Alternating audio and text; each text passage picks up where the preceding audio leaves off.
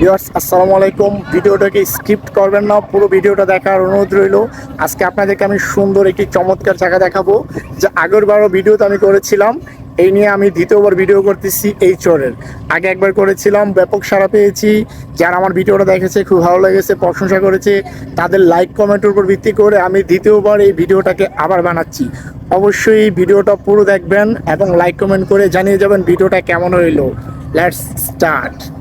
এটা হচ্ছে চনপাড়া 1 নম্বর চর। এটা হচ্ছে রূপগঞ্জ থানার, নারায়ণগঞ্জ জেলার রূপগঞ্জ থানার চর চনপাড়ার 1 নম্বর চর। চরটি খুবই চমৎকার এবং বিশাল বড়। এখানে ছুটির দিনে প্রচুর লোকজন আসে ঘোরাঘুরি করার জন্য। এখানে ফুচকা, চটপুটি, আচার, মানে যাবতীয় খাওয়ার জিনিস টুকটাক যা পাওয়া যায় বেসিক্যালি সব কিছু মোটামুটি এখানে পাওয়া যায়।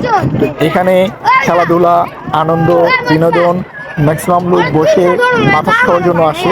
এটা নদীর সামনে, প্রচুর বাতাস আসে। এখানে এসে বসলে বা দাঁড়িয়ে থাকলে একদম মন প্রাণ জুড়িয়ে যায় ঠান্ডা শীতল বাতাসে।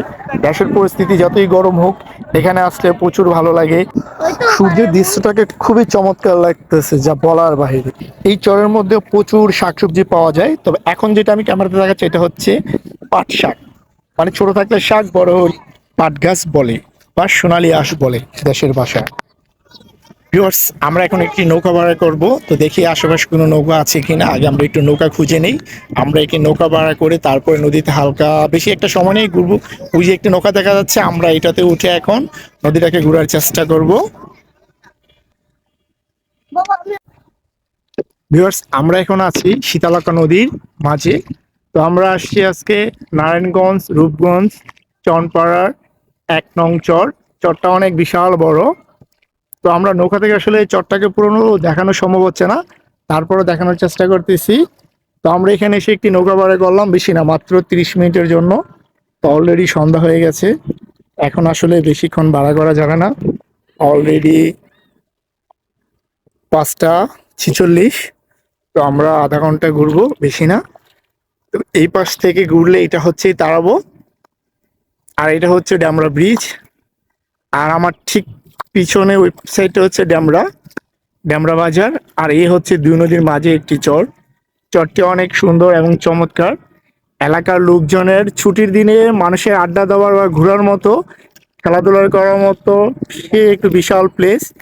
এখানে অনেক লোকজন আসে ঘোরার জন্য। তো অবশ্যই এখানে চরটা অনেক বড়। তো এই মাঝখানেতে পানি আসার কারণে, এই যে এই জায়গাতে পানি হওয়ার কারণে মানুষজন ওই চরটার মধ্যে যেতে পারতেছে না।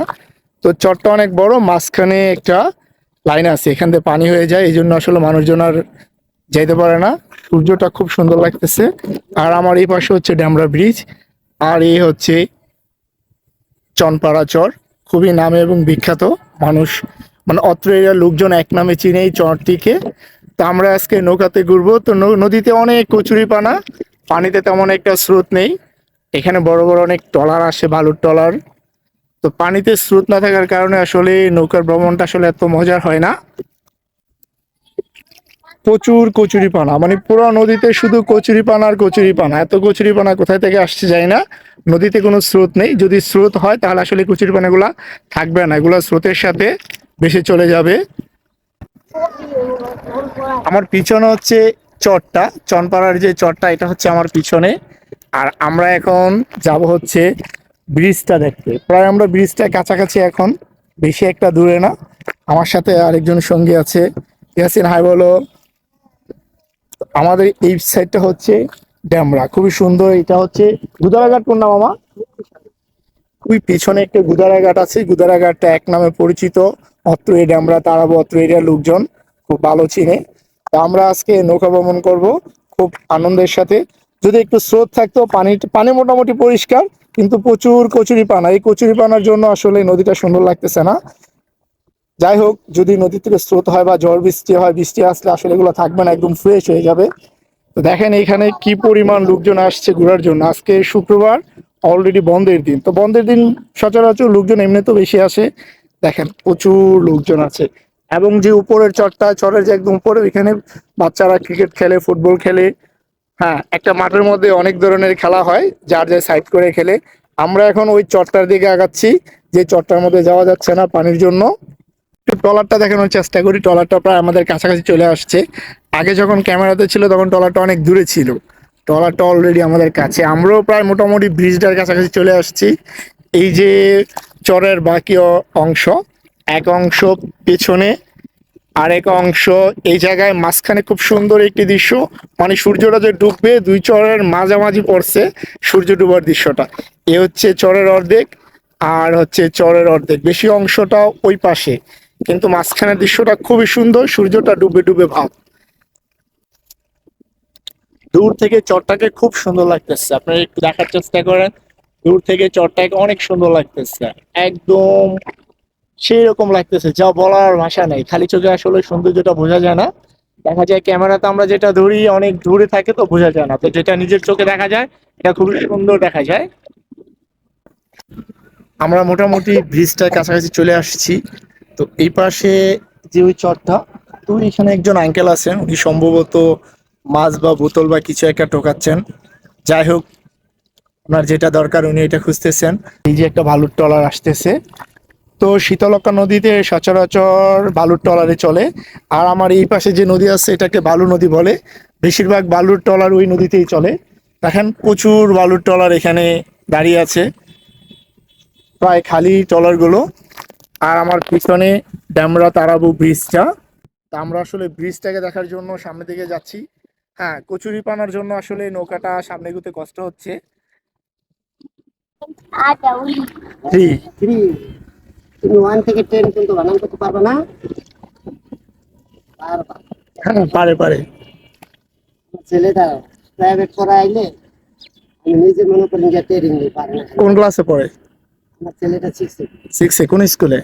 এই যে মাদ্রাসা আলাদা ও, আলারফা মাদ্রাসা। আলারফা মাদ্রাসা তো ভালো। ভালো, কিন্তু লেখাপড়ার মধ্যে একটা একটা দুর্বল, ইংরেজি বলতে কিছু পারে না। আমরা তো আপনার বাচ্চার মন থাকতে পড়ছি, তারপরে ইনশাল্লাহ ইংরেজি আমগরে কেউ ঠকাইতে পারবে না। আগের পড়ালেখা আর এখনকার পড়ালেখা স্কুলের মধ্যেও পার্থক্য হয়ে গেছে অনেক। অনেক কাকা, এটার নাম কি? এটাতে মাছ ধরে যে জাল পায়, কি জাল? ধর্মজাল। ধর্মজাল। এটা কি নিজে নিজে চলতেছে নাকি? না, কচুরি লড়ে চড়ে দেখে বোঝা যায় না, জোয়ারে ধাক্কাটা দিচ্ছে। মনে হইতেছে কি জোয়ার এটার ধাক্কাই নিয়ে এসে, আমরা তো এই ধর্মজালের ভিতরে ঢুকে গেলাম, এখন মনে হইতেছে আমরা একটা মাছ, আমরা মনে হয় মাছের মধ্যে আটকে যাবো। এটা কি পাতে নাকি? হ্যাঁ, না, নষ্ট হয়ে গেছে। এটা মানে বর্ষাকালে পাতে, এখন এখন তো ধরতে গেলে বর্ষায়। ও, এটার জায়গায় আছে, মানে কচুরি ধাক্কাইতে আছে। ভিউয়ার্স, আজকে আমাদের ভিডিওটা এই পর্যন্তই। আমাদের ভিডিওটা যাদের ভালো লাগবে অবশ্যই লাইক কমেন্ট করবেন, শেয়ার করবেন এবং সাপোর্ট করে পাশে থাকবেন।